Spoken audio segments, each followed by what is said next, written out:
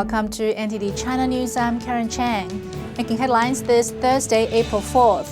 Australia's foreign minister to pressure China over North Korea threats. The latest on the bird flu toll in China and what authorities in Taiwan and Hong Kong are doing to protect their citizens from the H7N9 virus. North Korea's increasing threats to the U.S. have worried more than just the United States. On a 6-day trip to China, Australian leaders will bring up the issue with their Chinese counterparts. As North Korea's biggest ally and trading partner, Australia hopes Beijing can help contain Pyongyang's belligerence. Australian Prime Minister Julia Gillard is traveling to China on Friday, where she plans to meet with high-level officials and attend the Boao Forum for Asia. Gillard is planning to discuss their country's trade and political relations, something she says is growing more and more important with time. The timing of this visit so soon after the new leadership has entered into office is deliberate and reflects the importance of our rapidly evolving relationship with China and our high-level political oversight of that relationship. And more broadly, it reflects the centrality of Asia in the story of our nation in the 21st century. Australian Foreign Minister Bob Carr will accompany Gillard. He plans to talk to Chinese leaders about North Korea's increasing nuclear threats. He hopes to persuade China to put pressure on Pyongyang, given Beijing's position as the North's only major ally. North Korea's military released a statement today saying it had received approval from the higher-ups, allowing it to attack the U.S. and South Korea. Australia's defense minister said there are measures to protect Australians in South Korea in the event of an attack. Analysts say that North Korea still lacks the technology to launch a nuclear missile. However, the U.S. defense minister has joined Bob Carr in his concern, saying North Korea poses a real and clear danger to the U.S. and its allies. Shanghai health authorities have confirmed 3 new cases of H7N9 today, while 2 earlier diagnosed patients died on Wednesday. It brings the number of cases in the city to 6, with 4 fatalities. In nearby Zhejiang province, 2 new cases were confirmed today. According to State-run Xinhua news agency, a 64-year-old farmer was taken to a hospital on Sunday and tested positive for H7N9 today. Zhejiang has reported 3 H7N9 cases so far, with 1 fatality. Another case in Anhui and 4 more in Jiangsu province have also been reported. Chinese authorities first reported the virus on Sunday, almost a month after 2 patients in Shanghai died in early March. Since then, a total of 14 cases have been reported, with 5 deaths. Back in February, thousands of pig carcasses were dumped in the Huangpu River, which flows through Shanghai. Now concerns are rising that there's a virus spreading from pigs to birds and people. One leading global health expert says a new pandemic may be brewing. As the new H7N9 bird flu strain continues to claim more lives in mainland China, one Pulitzer Prize winner journalist has warned the virus could turn into a global problem. Laurie Garrett is Senior Fellow for Global Health at the Council on Foreign Relations. She's concerned that a new pandemic could be brewing and is demanding answers from Chinese health authorities. We need to know, how are these people getting infected? Where are they getting it from? We need to know what's the denominator? How many people out there in China are infected right now with this virus harmlessly or with very mild illness? Third, we need to know, what species did this come from? Did it come from birds? Did it come from those dead pigs? Did it come from other animals of some kind? Until we have those 3 big questions answered, we have no capacity to speculate about the probability that this will become the next great pandemic. In this article published on the Foreign Policy, Garrett questioned whether the H7N9 outbreak could be linked to the 16,000 dead pigs that have turned up in Shanghai's Huangpu River since March.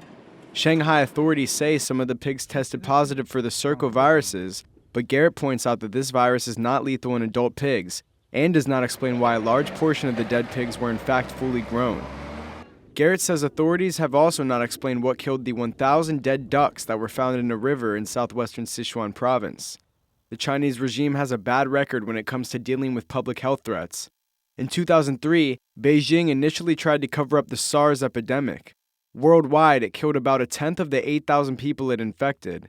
Then in 2008, authorities delayed the reporting of the melamine milk scandal to prevent it from affecting the Beijing Olympics. With concerns that Chinese health authorities may not be telling the whole story about the bird flu, governments in East Asia are on high alert. New measures have been put in place in Hong Kong and Taiwan, two popular destinations for Chinese tourists. With 5 confirmed deaths from the H7N9 virus in China, health authorities in the East Asian region are on high alert. In Hong Kong, where residents from the mainland frequently visit, the head of its disease prevention center warned residents on Tuesday to be vigilant. Most importantly, if residents go travel, they should avoid contact with birds and their excrements, and if they can't, make sure they clean their hands thoroughly. If they develop symptoms of fever or other respiratory symptoms, please put on a breathing mask and see a doctor. Leung says Hong Kong authorities will step up border monitoring, paying particular attention to those coming from eastern China, where all the cases have originated so far. In Taiwan, the Department of Health raised the quarantine alert for H7N9 and mobilized a national H7N9 epidemic prevention and control center on Wednesday.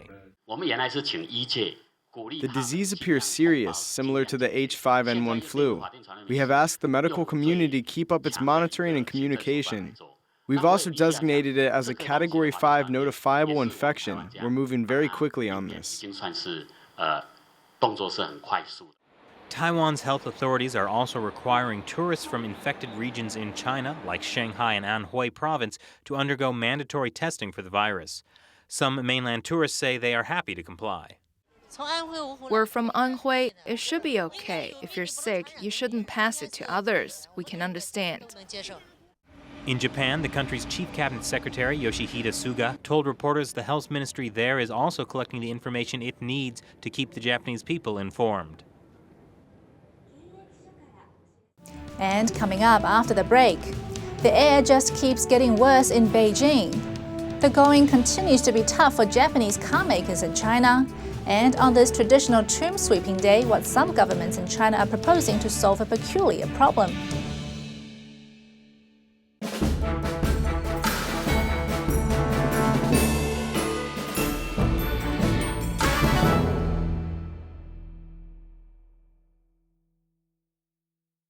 And welcome back.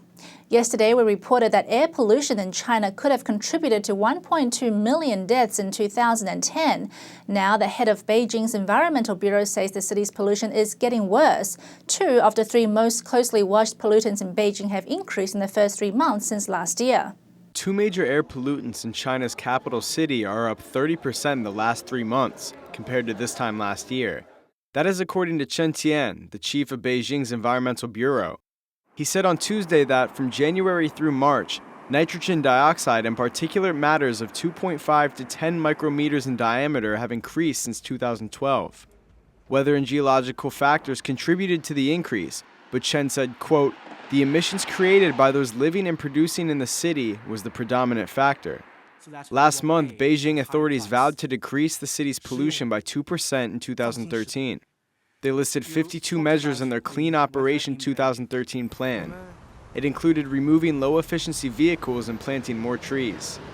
But with the government's push to increase urbanization in China, stronger measures might be needed. During the National People's Congress last month, Chinese leaders announced a plan to shift 60% of China's residents into the city by 2020. The 2 pollutants that have increased over last year are both byproducts of coal and gas emissions that fuel both industry and domestic power. Chen said Beijing plans to become a coal-free city in the long run. However, entrenched interests have made it hard to change China's coal use in the past. China is by far the biggest user of coal in the world. It consumes almost as much as the rest of the world combined. While China is also the largest manufacturer of green technology, it has used it more as a revenue earner than a solution to its own energy problems. Japanese car makers continue to struggle in the Chinese market. Overall sales for the first 3 months dropped 10% this year. Sales have been hit hard following anti-Japan protests last year, with a slump in sales of 50%. The diplomatic row over the ownership of the Senkaku Islands, as they're known in Japan, and Diaoyu in China, led to anti-Japanese sentiments that hurt auto sales. Mazda Motor said its sales in China dropped 21% for the first 3 months from last year. Nissan Motor sales were also down 15%. Toyota reported a fall of 12%, while Honda sales decreased 5.2%. Japanese car makers will struggle to recover for quite some time, and the drop is expected to continue over the next 2 years. With the drop in Japanese auto sales, competitors like Volkswagen and General Motors are gaining an edge. General Motors reported a sale increase of 9.6% in the first 3 months.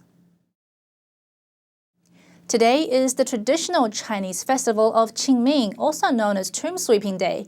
It's a day to pay respect to those who have departed. On Monday, prior to the festival, a group of scholars and democracy activists in China mourned those who died during the 1989 Tiananmen Square massacre.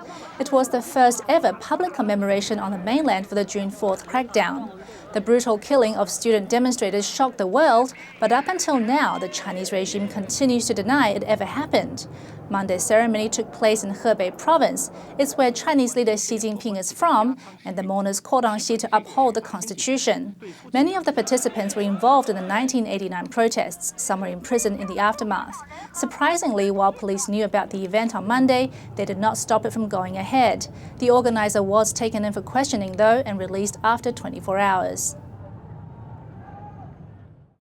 China has a rich tradition of ancestor worship that dates back to antiquity.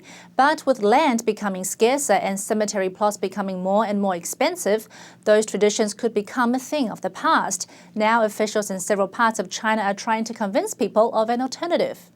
China's population is edging toward 1.4 billion.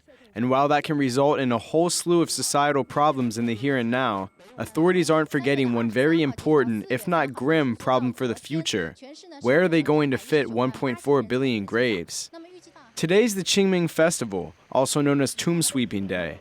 It's a time to commemorate the dead, lay flowers on their graves, and offer up food and wine to the ancestors. But the cost for maintaining cemetery plots, as well as simply finding room for all the new graves needed every year, has inspired some officials to try to offer an alternative: burial at sea.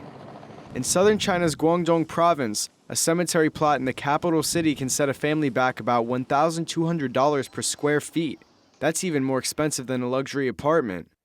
But if you live in Shanghai, Shaoxing, or Guangzhou, the government will pay you $320, $800, or $1,290 to scatter the ashes of a loved one at sea. Even the cost of the boat trip is included. The ashes of the departed are mixed with flowers and scattered overboard. But because of a host of cultural nonces, particularly regarding the dead, whether or not this will become a popular alternative remains to be seen. And that's all for this broadcast of NTD China News. For more of our China-related content, visit our website at ntd.tv or subscribe to our YouTube channel, NTD on China. Coming up next is China Focus. Stay tuned.